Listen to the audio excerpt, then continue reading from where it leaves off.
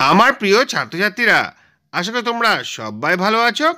পঞ্চম শ্রেণীর মূল্যায়ন নিয়ে হাজির হয়েছি। আজ আমরা বাংলা বিষয়ে 20 নম্বর একটা প্রশ্ন এবং উত্তর সহ আলোচনা করব। দেখো, যদি ভিডিওটা ভালো লাগে লাইক কমেন্ট শেয়ার করবে।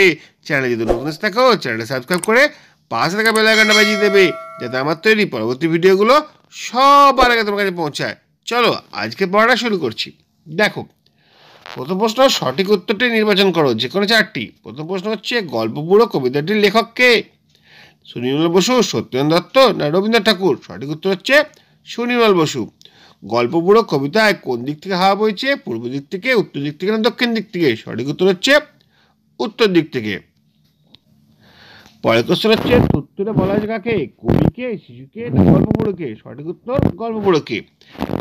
4 নম্বর প্রশ্ন হচ্ছে, লীলা মজুমদার লেখা একটি গল্প হলো কি? ছাড়া বড়া, মাকু না মজার ছড়া? উত্তর হচ্ছে মাকু। আকাশের দিকে তাকালে তুমি কি দেখতে পাও? ঘরবাড়ি, গাছপালা না মেঘরত্তুর? সঠিক উত্তর হচ্ছে মেঘরত্তুর দেখা যায়। পরের কোশ্চেন, যে কোনো চারটি শূন্যস্থান পূরণ করো। ড্যাশ একটা বরফে ঢাকা নির্জন জায়গায় ছিল জোয়ানদের ঘাঁটি। লাডাখ, লাডাখের একটা বরফে ঢাকা নির্জন জায়গায় ছিল জোয়ানদের ঘাঁটি। এখানে শূন্যস্থানে লাডাখ হবে।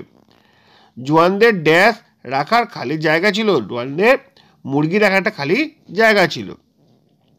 নেক্সট কোশ্চেন হচ্ছে, আস্তে আস্তে হাঁসের ড্যাশ সারলো। আস্তে আস্তে হাঁসের ডানা সারলো। 4 প্রশ্ন হচ্ছে, ড্যাশ ছেড়ে আজ ওর তোরা। ঘুম ছেড়ে আজ ওর তোরা। ঘুম হবে শূন্যস্থানে। পরবর্তী প্রশ্ন, ভাঙবো তোদের ড্যাশ বলবো নাকো রূপকথা। ভাঙবো তোদের মূর্খতা, বলবো নাকো রূপকথা।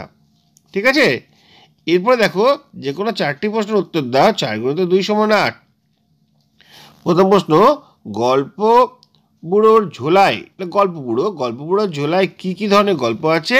দেখো, গল্প বুড়োর ঝোলায় মন ভোলানো, দৈত্য দানব, যক্ষীরাজ, পক্ষীরাজ, রাজপুত্র থেকে শুরু করে সারি সারি কড়ির পাহাড়, চোখ বাঁধা দানব, হিরেমানিকের গল্প, সোনার কাঠি, ময়নামতির গল্প, তেপান্তরের মাঠ, হট্টমেলার হাট, কেশবতী নন্দিনীর গল্প রয়েছে।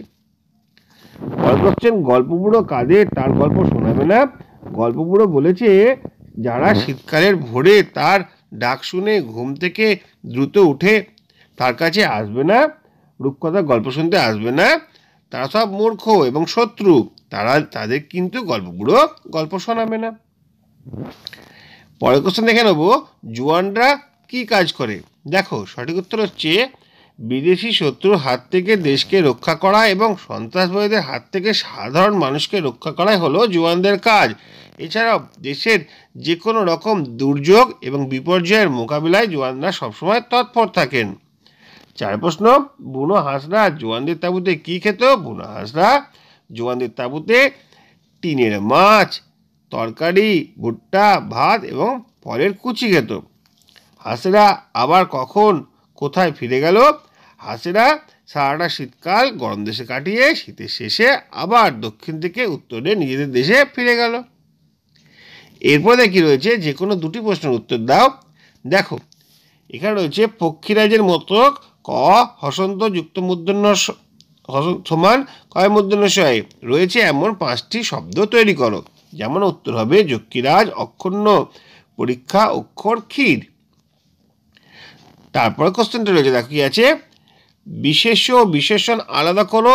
জখম, বুনো, গরম, লাডাখ। দেখো, বিশেষ্য হচ্ছে জখম আর লাডাখ, বিশেষণ হচ্ছে বুনো আর গরম।